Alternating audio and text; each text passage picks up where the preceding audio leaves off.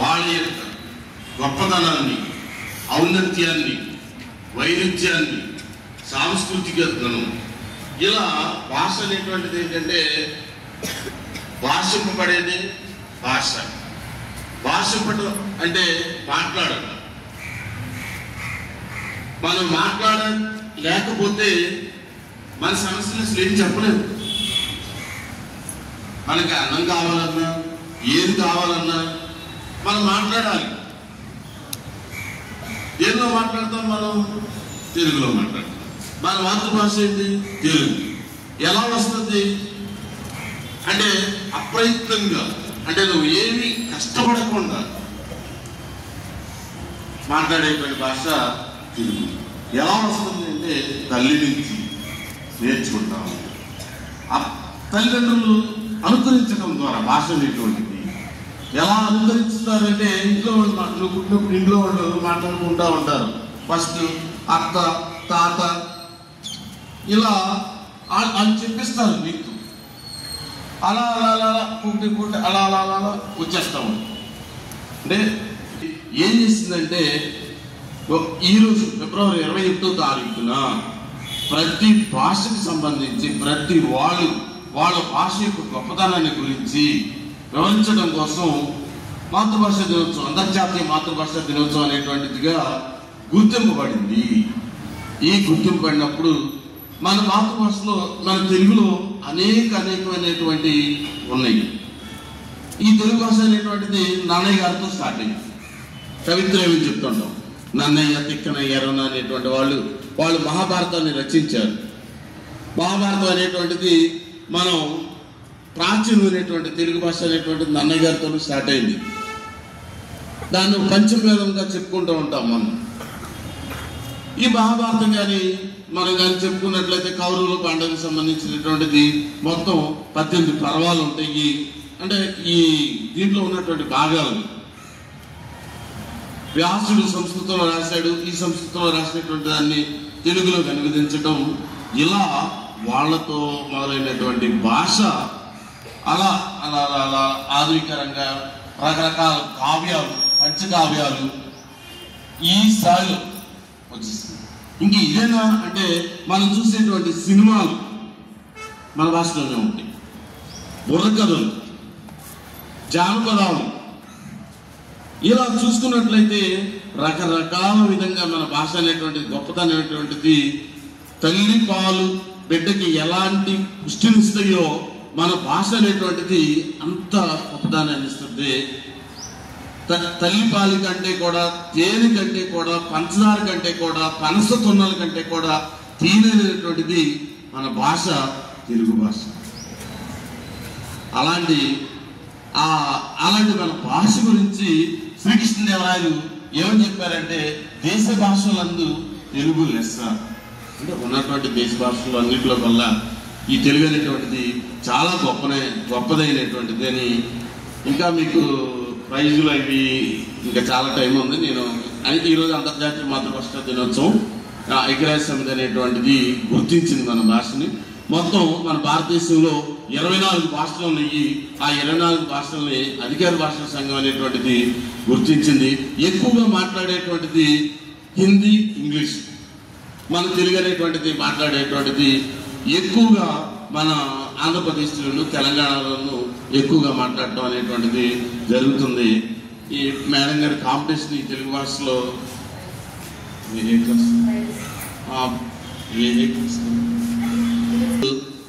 Competition అనేటువంటిది పెట్టారు. వాళ్ళలో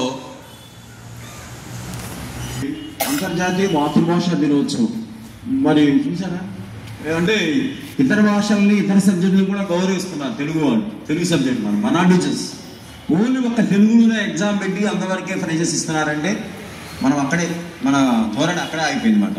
కానీ మిగతా సబ్జెక్టులు కూడా టెస్ట్ పెట్టి వాళ్ళ మాతృభాష దినోత్సవం, అంతర్జాతీయ మాతృభాష దినోత్సవం సందర్భంగా అందరికీ అన్ని భాషల్లోనూ మనం పెర్ఫార్మెన్స్ ఉండాలి, అందరికీ వాల్యూ ఉండాలి అనే ఉద్దేశంతో చక్కగా, అంటే ఏ మనిషికి ఇచ్చే వాల్యూ ఆ మనిషికి ఇవ్వాల్సింది, అర్థమైందా?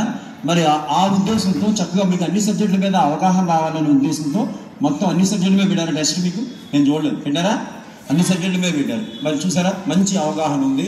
మన తెలుగు ఉపాధ్యాయులు ఉపాధ్యాయులు అందరికీ కూడా మరి ఆ అవగాహనతో మనం పనిచేసుకుంటే మీరు కూడా రేపు భవిష్యత్తులో మరి ఎలాంటి ఇబ్బందులు లేకుండా మీ జీవితం సాఫీగా సాగు.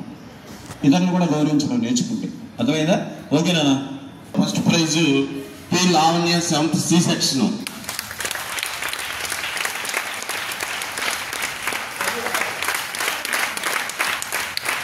మార్కులు 100కి 78 మార్కులు వచ్చినాయి లావణ్యకి.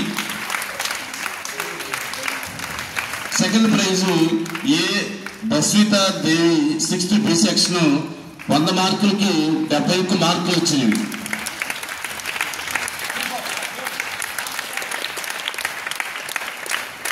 ఈలోపు third prize Preethija 6th B section. ఈ అమ్మాయికి 100కి 67 మార్కులు వచ్చినాయి. కన్సలేషన్ ప్రైజ్ కూడా కే మౌలిక 7th A సెక్షన్ 100కి 64.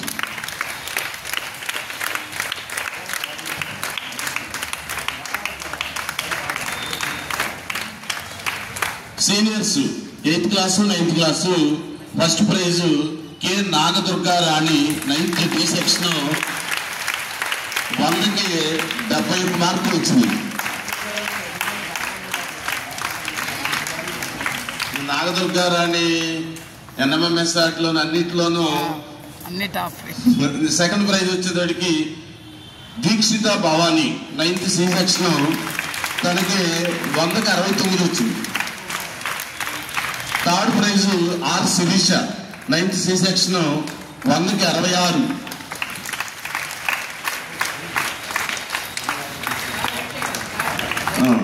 తర్వాత CH Sai Keerthana 9th C section 100కి 66. Consolation prize P Devi Priya Bhavana 100కి సాయి కీర్తన పరిగెత్తు.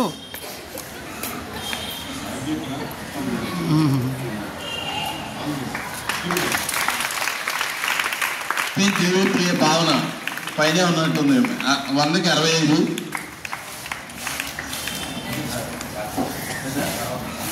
తర్వాత ఇస్తాను మేడం. అయిపోయింది.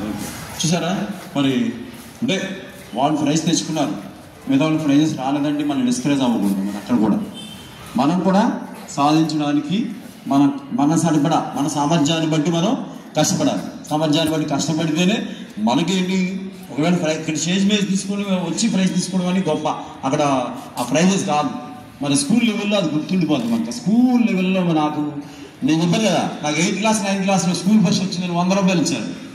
ఆ 100 రూపాయలు చాలా గొప్పగా ఉంది. చాలా రోజులు మా ఇంట్లో 8 రూపాయలు పెట్టి దాచుకున్నాను. దాన్ని అప్పుడప్పుడు 8 రూపాయలు తీసి లాకా తీసి నా 100 రూపాయలు అనేవాడు చిన్నప్పుడు కదా, 8th 9th. తర్వాత ఏదో ఖర్చులు అయిపోయింది మా ఇంట్లో. తర్వాత అది వేరే సంగతి అనుకోండి. ఆ 100 రూపాయలు చాలా జాగ్రత్తగా నేను డిగ్రీకి వచ్చేటప్పుడు దాచాను. తర్వాత అయిపోయింది 100 200 ఒక 500 నాకు ఉండేది నా దగ్గర. నా మనీ నేను సంపాదించుకున్నా అనుకునేవాడు అనమాట. మరి అలా మనం ఒకసారి మనకే సెల్ఫ్ మోటివేషన్ చేసుకుంటే ఆ విజయాలు అందుతాయి. అర్థమైందా? మరి అది చేసుకోండి కరెక్ట్గా. మరి తల్లిదండ్రులు ఏమి ఇబ్బంది పెట్టద్దు. చిన్న కథ చెప్పేసి ఆపేస్తారు. ఒక తండ్రి ఉన్నాడు, మధ్యతరగతి తండ్రి అంటే అతనికి 2 కూతుళ్ళు. మన ఇంట్లో అందరి ఇళ్ళలో జరిగేది. ఒకసారి ఇప్పుడు చిన్న అకేషన్ వచ్చిందంట.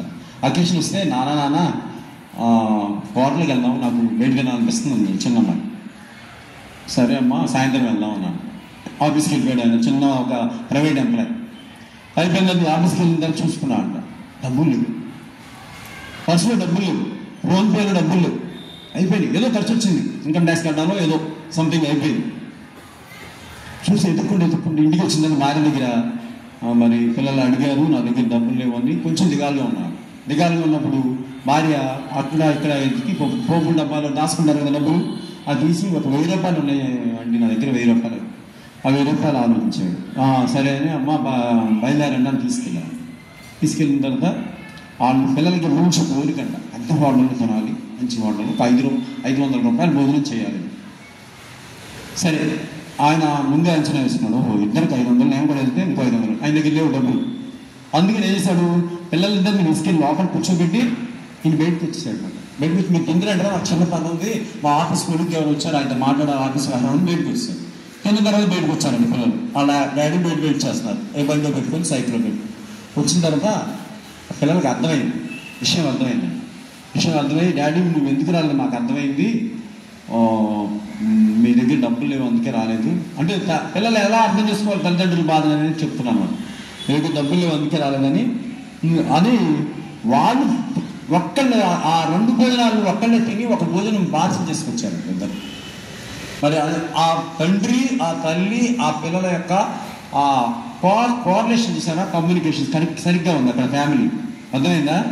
తీసుకొచ్చి వాళ్ళ ఇంటికి తీసుకెళ్ళి వాళ్ళ అమ్మతో సహా తిన్నారు, మళ్ళీ వాళ్ళ డాడీకి వాళ్ళ అమ్మ కూడా పెట్టారంట.